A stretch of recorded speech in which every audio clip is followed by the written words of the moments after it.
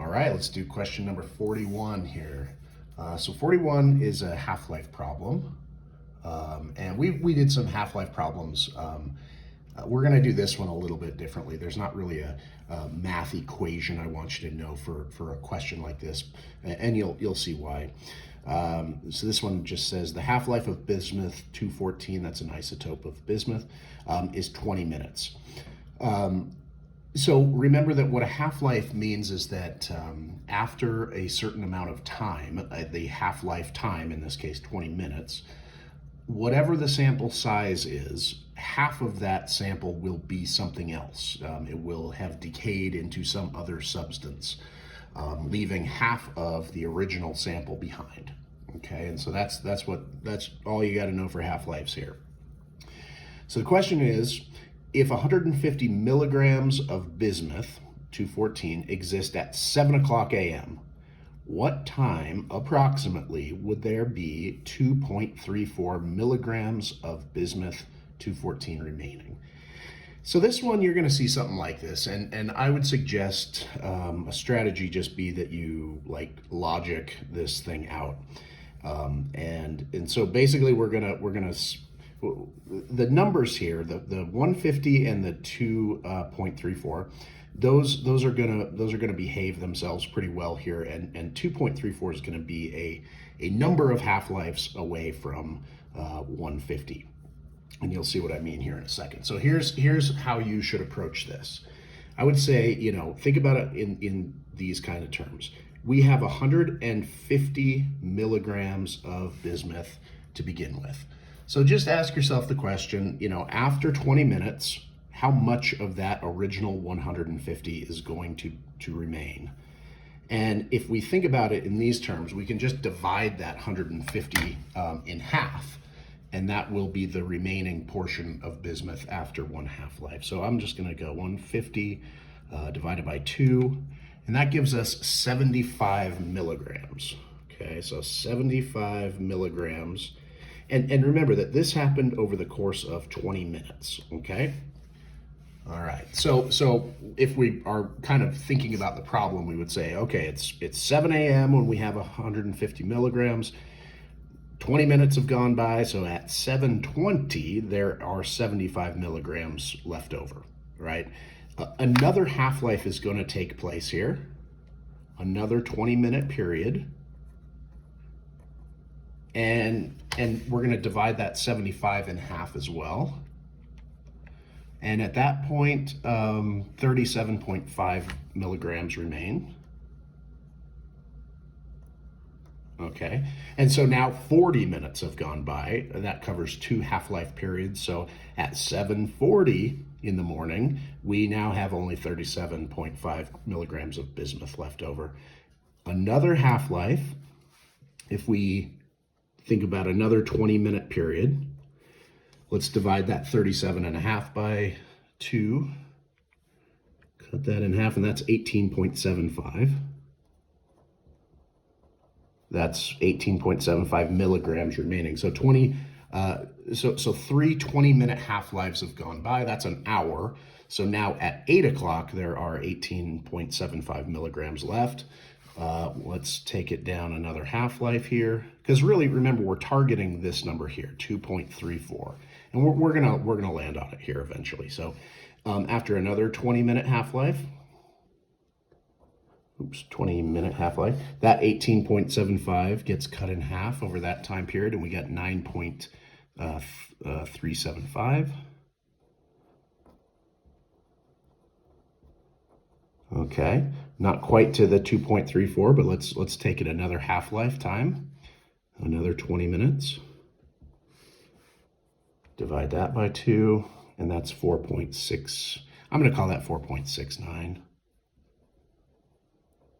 Now we're getting close to our target of 2.34. Another 20-minute half-life ought to do it. So another 20 minutes. There we go. And that 4.69 gram sample gets cut in half again. And there's our 2.34. Booyah. Okay, so that's where we're trying to get to. That's our target.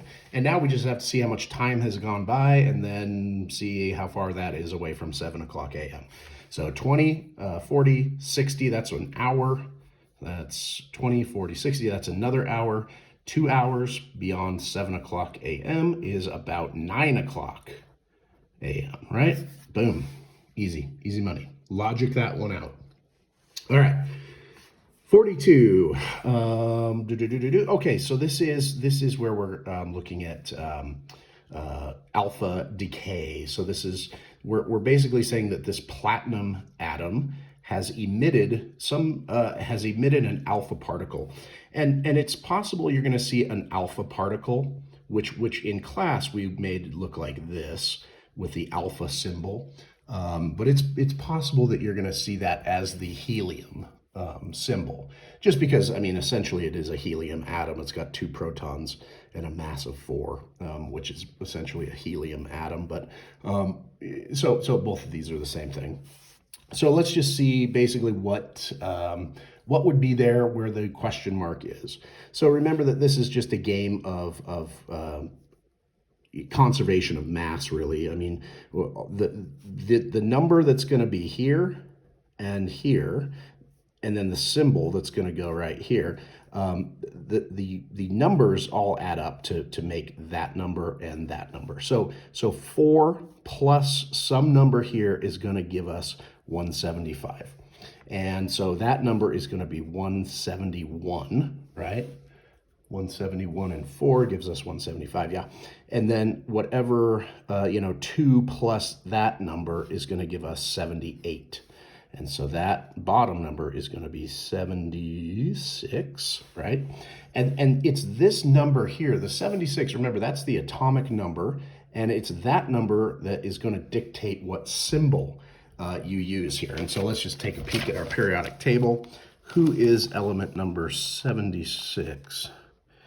Where are you? There you are. OS, osmium. Okay. So 76 means we're going to put the symbol OS right there, and that is our answer. Boom. Okay, moving on. Let's do number 43. How many grams or how many moles of gas are present? Okay, this is a ideal gas law question. How many moles of gas are present in a 3.5 liter tank at 20 degrees Celsius, and that gas is exerting 2.5 atmospheres of pressure? So the ideal gas law, you'll see this for sure, PV equals nRT.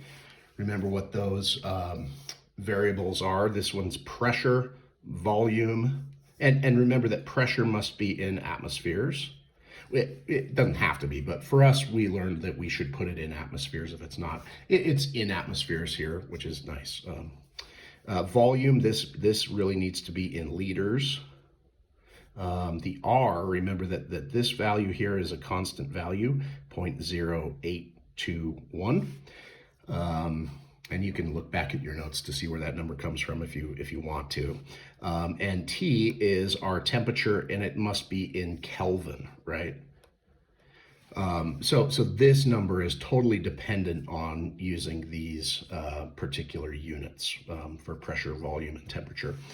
So anyway, what we're trying to solve for here is N, which is our number of moles. And so if we set that up, the equation is basically N equals PV over RT. All right, and we've got pretty much everything we need to just fill those numbers in and calculate. The only thing we really have to do in advance is take that 20 degrees Celsius and convert it into Kelvin, and we just do that by adding 273 to it. So our temperature T, that's just going to be 293, right? Okay, so that is going to be our temperature, okay? So let's just fill in these numbers. N equals a pressure of 2.5. That's our pressure times our volume of 3.5 liters divided by R, which is 0.0821, constant value, and then our temperature of 293. That's our Kelvin temperature. All right, so let's just math those numbers right into the calculator here. 2.50 times divided by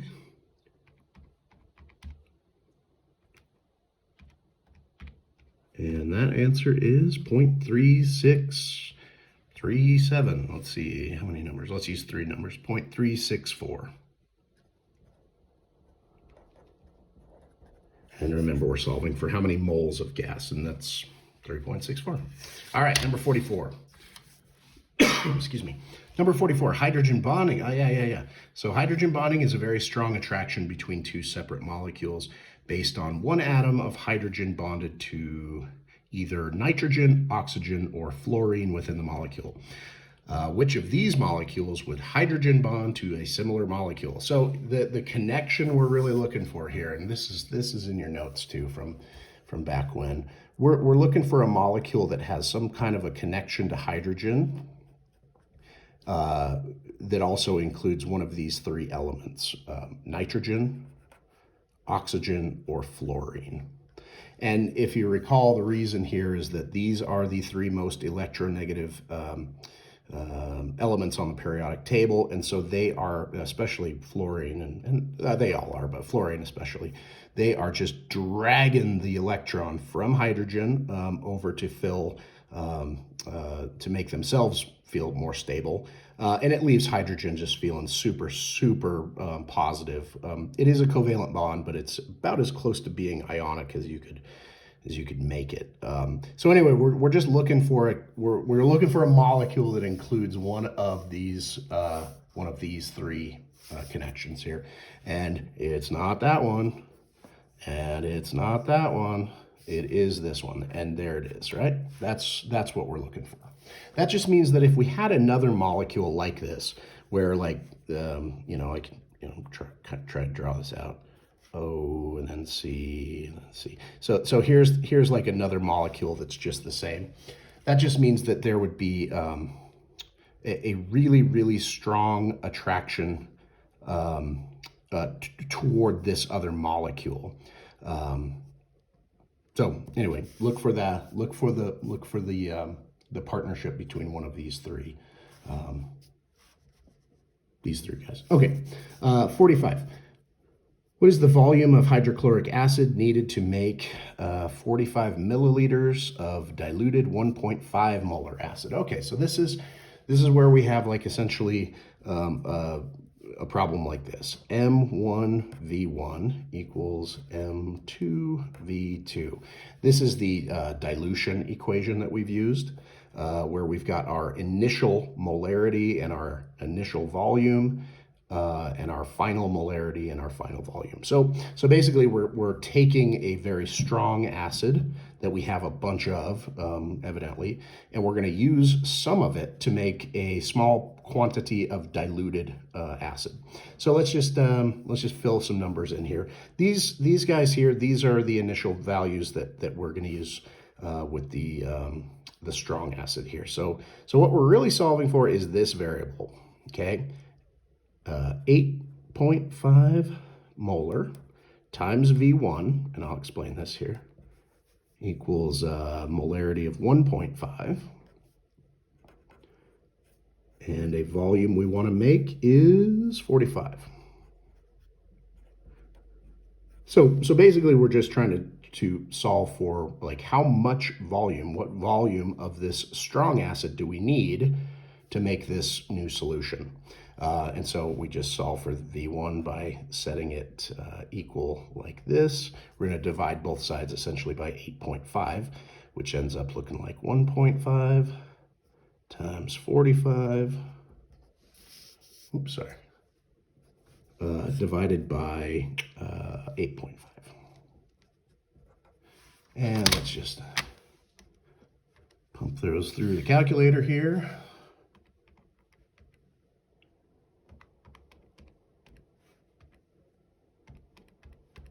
And that is 7.94.